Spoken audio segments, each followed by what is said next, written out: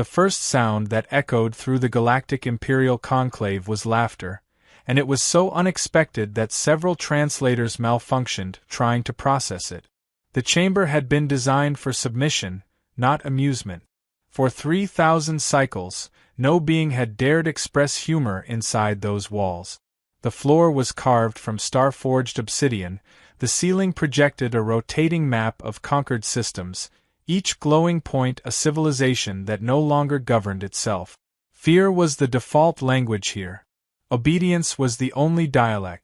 At the center of the hall stood the Imperial Herald, towering, armored in layered black alloy that pulsed faintly with power.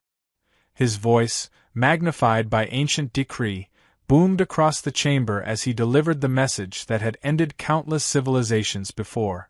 The Galactic Empire formally declares a state of total war against the species known as humanity.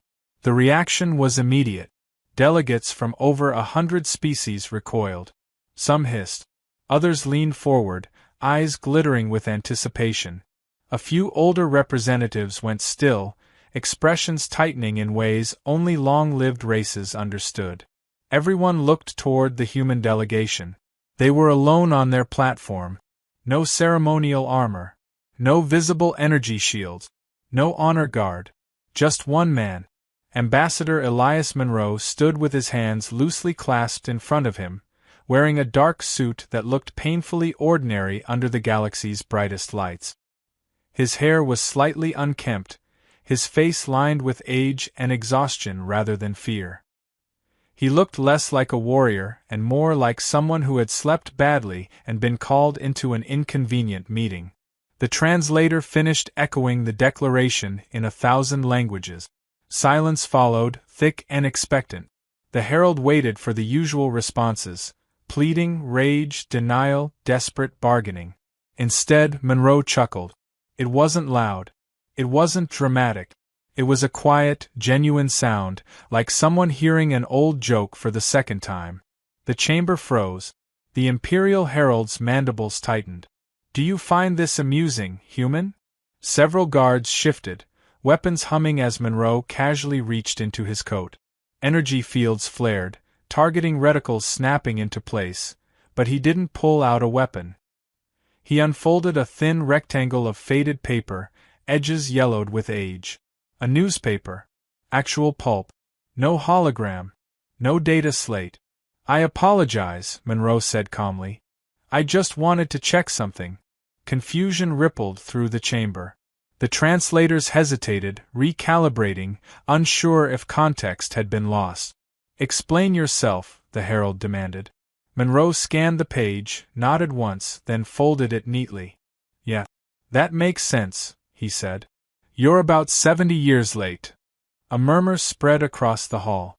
The herald slammed his staff into the floor, energy crackling in anger. "The Empire does not arrive late. We arrive when extinction is inevitable."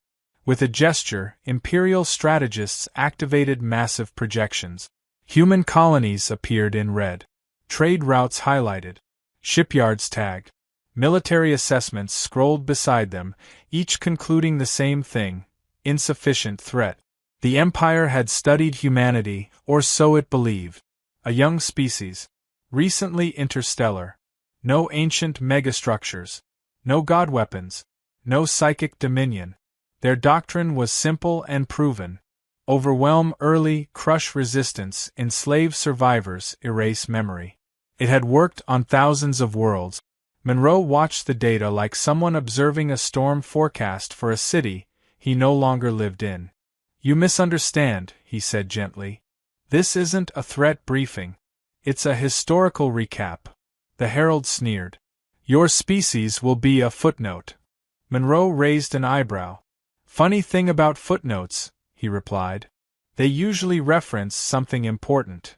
Some of the elder species shifted uncomfortably. They recognized the tone. They had heard it before, long ago, right before everything changed. "When your scouts entered our space," Monroe continued, "we noticed. When your probes disappeared, we noticed that too. When you labeled us manageable, we laughed. You dare." "We dared centuries ago," Monroe interrupted softly.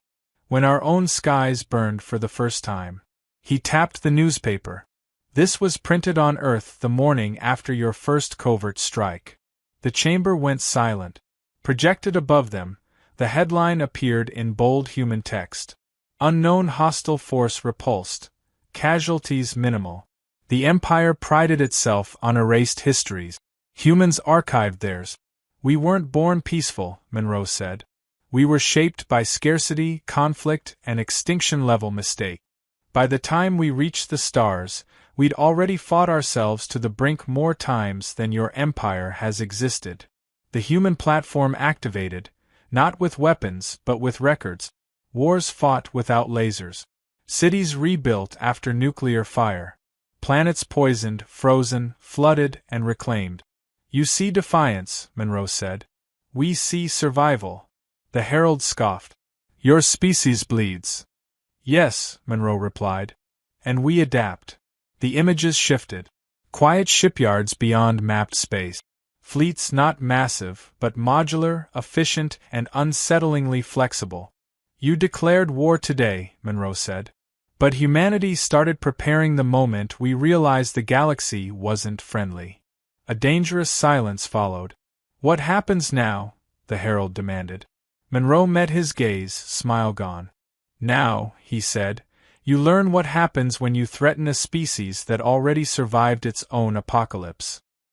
He folded the newspaper once more.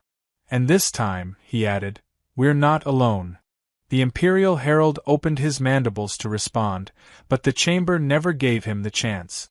Alarms detonated across the conclave hall in discordant waves, sharp and urgent, cutting through centuries of controlled silence.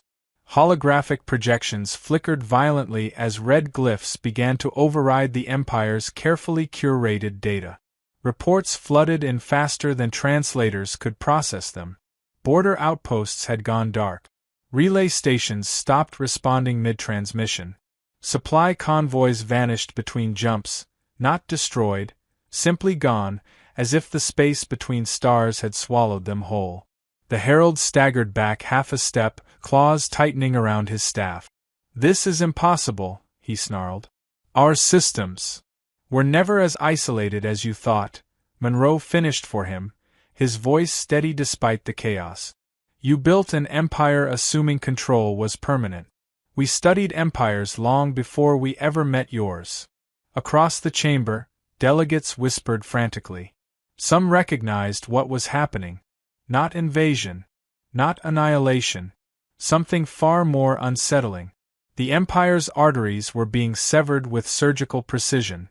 What have you done? The Herald demanded. Monroe didn't answer immediately. Instead, the human platform expanded its projection, overriding Imperial security protocols with ease that made several technicians recoil in disbelief. Star maps shifted, revealing routes the Empire had never charted, corridors of space dismissed as unstable or inefficient. Along those paths, human markers pulsed calmly. You taught us something valuable, Monroe said. You taught us that power doesn't collapse from the outside. It collapses when its logistics fail. Images followed. Imperial garrisons stranded without fuel. Fleet commanders arguing as resupply schedules dissolved into nonsense. Communication delays stretching from minutes to days, then weeks. Orders arriving long after circumstances had changed. You see numbers, Monroe continued. We see systems. Morale. Dependency. You built an empire that requires obedience to function. We planned for a galaxy where nothing works as intended. The Herald's voice dropped, sharp with fury and something dangerously close to fear. Even if your attacks succeed, you cannot win. The Empire's forces are endless. Monroe nodded once. That's what you tell yourselves. It's comforting. We used to believe similar lies.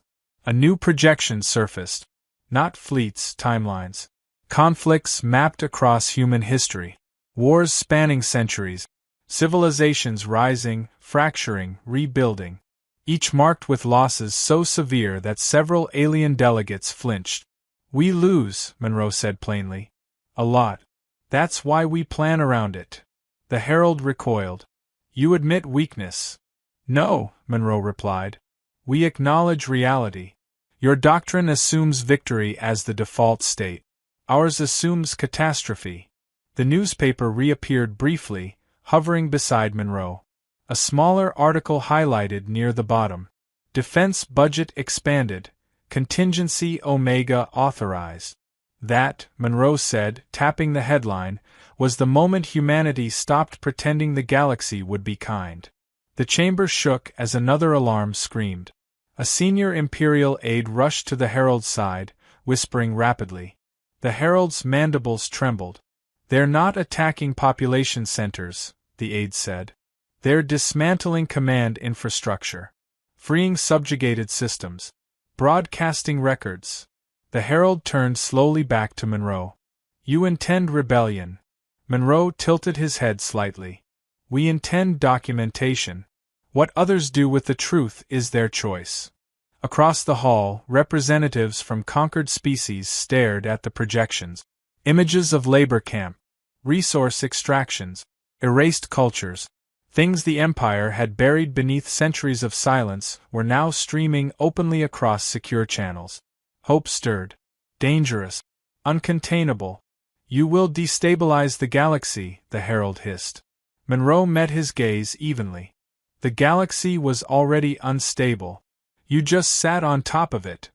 Another transmission broke through. An Imperial core fleet immobilized. Its command AI locked in recursive loops, overwhelmed by contradictory orders. Not hacked. Overloaded.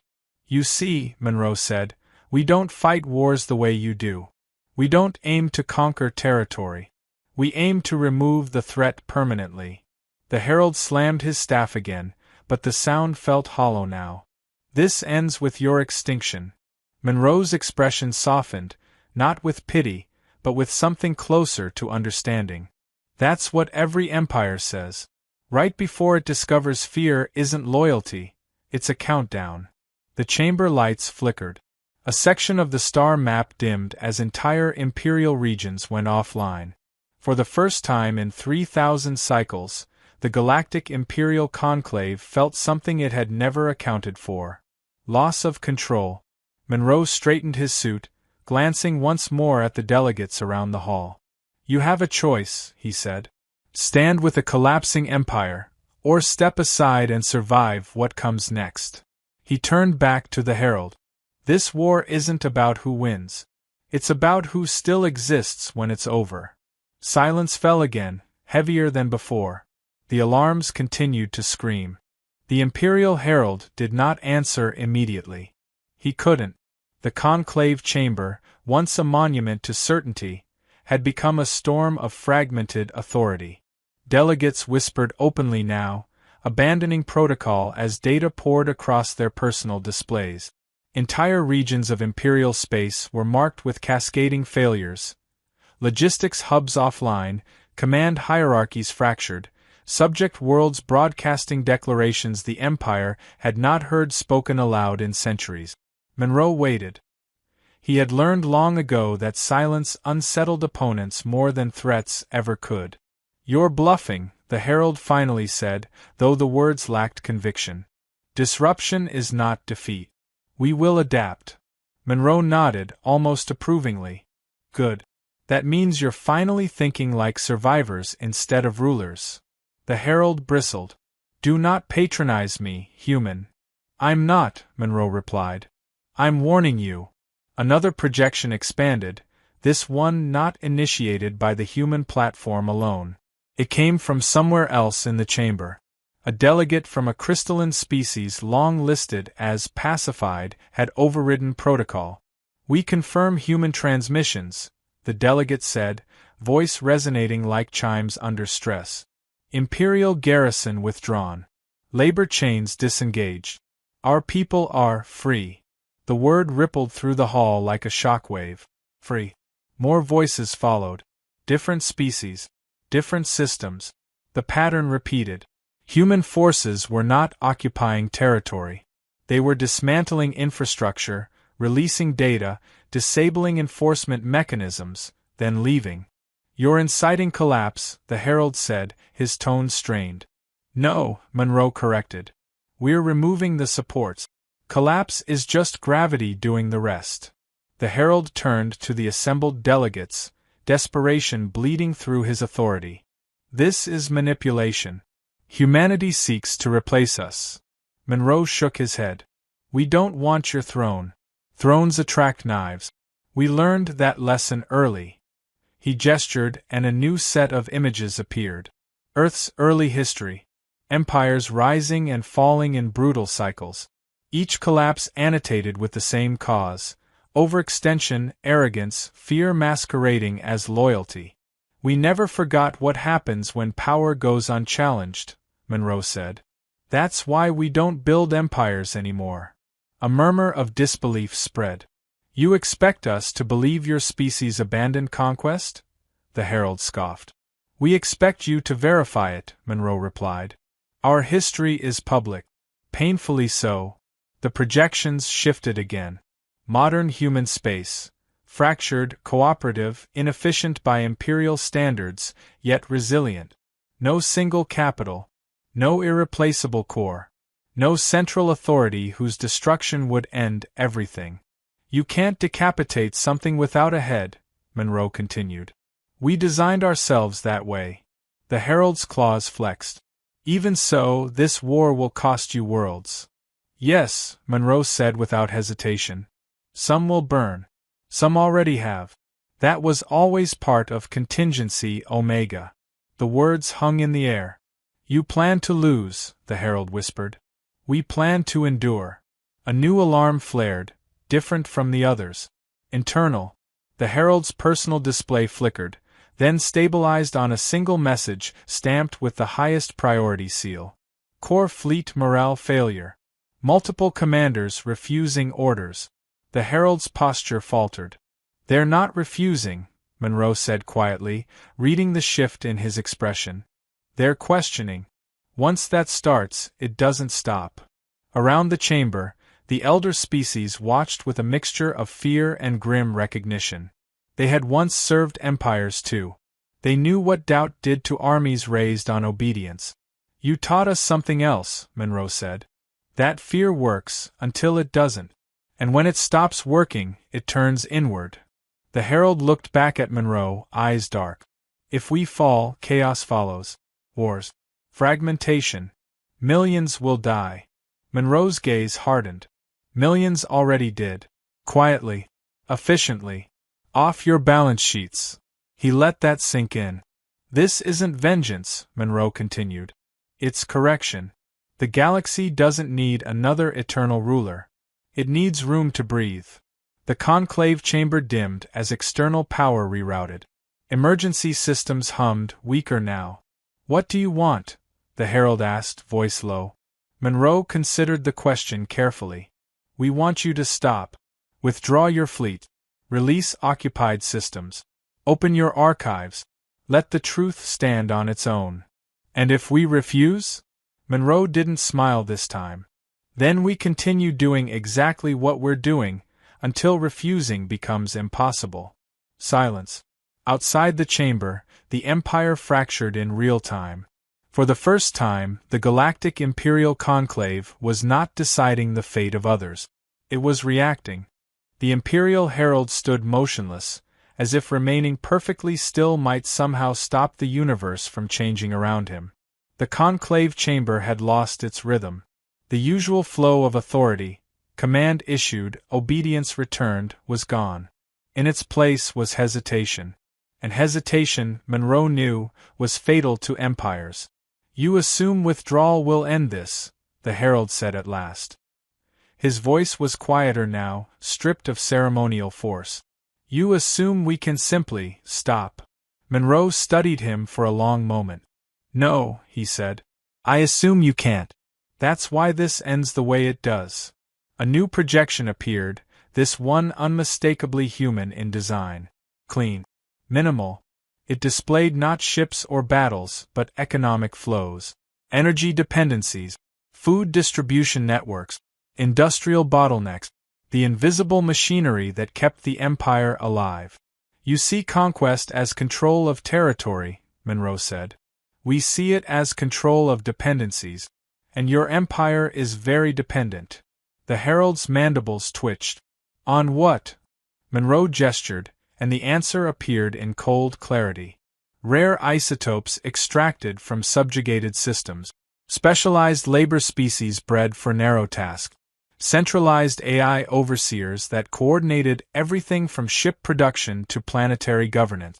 You built efficiency by removing redundancy, Monroe said. It made you powerful. It also made you brittle. One of the delegates, a tall, avian being whose species had served as imperial administrators for centuries, spoke up, voice trembling. Our homeworld's overseer went offline 3 cycles ago. We are managing ourselves. The herald snapped his head toward the speaker. You were not authorized to speak. The delegate hesitated, then straightened. With respect, Herald, neither were we authorized to survive without you. Yet here we are. That broke something. Across the chamber, more voices rose. Not shouting. Not rebellion. Just statements of fact. Systems adapting. Worlds organizing. Species discovering they did not collapse the moment Imperial control vanished.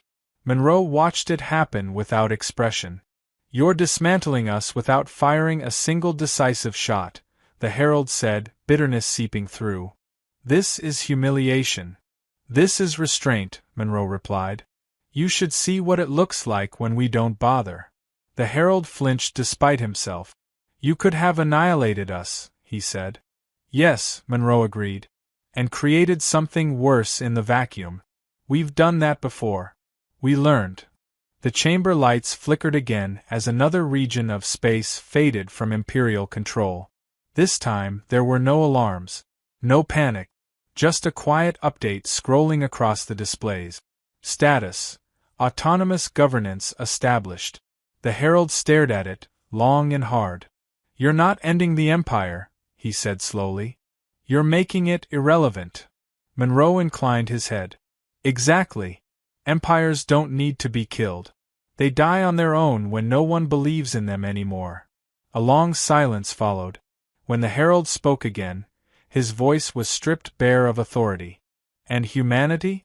What do you become after this? Monroe considered the question. What we've always been. Neighbors. Occasionally inconvenient ones. A bitter sound escaped the herald. You expect the galaxy to trust you after this? No, Monroe said. We expect the galaxy to watch us closely. If we ever start looking like you, stop us. That answer unsettled the chamber more than any threat could have. Another delegate spoke, one of the oldest species present, eyes clouded with centuries of memory. You laugh because you have already survived, they said slowly. Not because you are fearless. Monroe met their gaze. Exactly. The human platform began to dim, its projections slowly withdrawing. This conclave doesn't need to vote today, Monroe said. Events are already in motion. You can adapt or fossilize. He turned to leave, then paused. One more thing, he added. Contingency Omega assumes we lose everything. That's the plan you've been fighting against. The herald swallowed. And if you're wrong? Monroe looked back, eyes steady. Then we learn. And we try again. That's what humans do. As Monroe stepped away from the platform, the Galactic Imperial Conclave sat in stunned silence, watching an empire unravel not in fire, but in daylight. Years later, historians would argue about the exact moment the Galactic Empire truly ended. Some would point to the first supply chain collapse. Others to the day the core fleets stopped responding to centralized command. A few would insist it happened quietly, without ceremony, when enough systems simply chose not to answer imperial summons anymore. But those who were present in the conclave that day remembered something else. They remembered the silence after the human left. The Imperial Herald remained standing long after Monroe's platform powered down. Around him, the chamber felt smaller, its ancient symbols suddenly hollow. The stars projected on the ceiling still marked conquered worlds, but now they looked less like trophies and more like accusations. Reports continued to arrive, though no one announced them aloud anymore. Autonomous councils forming. Imperial governors requesting asylum. Archive vaults opening under their own failsafes, releasing records the Empire had buried so deeply even its own citizens had never seen them. The truth spread faster than fear ever had. Without centralized enforcement, local commanders hesitated. Without unquestioned obedience, hesitation became refusal. Without refusal, desertion followed. Not in chaos, not in bloodshed, but in quiet, irreversible steps. The herald finally lowered his staff. The sound it made against the obsidian floor was softer than it had ever been. "This conclave is adjourned," he said, though no protocol supported the declaration anymore. No one objected. Delegates rose slowly, exchanging looks that would have been unthinkable days earlier. Some left in silence. Others spoke softly with former enemies. A few stayed behind, staring at the fading projections, trying to reconcile a galaxy that no longer fit the shape they had been taught. Far from the conclave, human fleets did not celebrate. They worked. Teams moved through liberated systems, restoring infrastructure just enough for local populations to manage themselves. Data caches were released openly, every atrocity documented, every erased culture named, every lost world acknowledged. Humans did not appoint rulers. They did not install governors. They left behind tools, frameworks, and one simple message repeated across every channel: decide for yourselves. Some worlds collapsed anyway. Humanity had never promised salvation. Others struggled, argued, fractured, and rebuilt. Slowly. Messily. Honestly. On Earth, the newspaper Monroe had carried that day was placed behind reinforced glass in a modest museum. Visitors often overlooked it, drawn instead to larger displays of ships and star map. But those who stopped to read the plaque beside it tended to linger. It read, "Printed the morning humanity realized the galaxy was not empty, and chose to prepare instead of panic." Monroe never sought recognition for what he had done. When asked years later why he had laughed in the face of a declaration of war, he answered with the same tired honesty that had unsettled an empire. "Because when someone threatens you with extinction," he said, "and you've already survived worse, all that's left is perspective." The former Imperial Herald lived out his remaining cycles as an archivist. He catalogued the fall of the empire he once embodied, not out of punishment but necessity. He understood now that forgetting was how empires were reborn. Occasionally, he would pause over records labeled Contingency Omega, still trying to comprehend a strategy built around loss instead of victory. It was alien to him, terrifying, and undeniable. The galaxy did not become peaceful, but it became cautious. Humanity did not rule the stars. They moved among them, trading, arguing, assisting, sometimes fighting, often disagreeing even among themselves. They were frustrating allies and stubborn adversaries, bound by no throne and loyal to no crown. And whenever a rising power began speaking in absolutes, declaring itself eternal, someone somewhere would quietly reference an old case study. An empire that declared war. A human who laughed. And the unspoken rule that spread from system to system, never written into law, yet rarely ignored. Never threaten a species that plans for its own defeat. Because if they expect to lose, and keep fighting anyway, they are almost impossible to erase.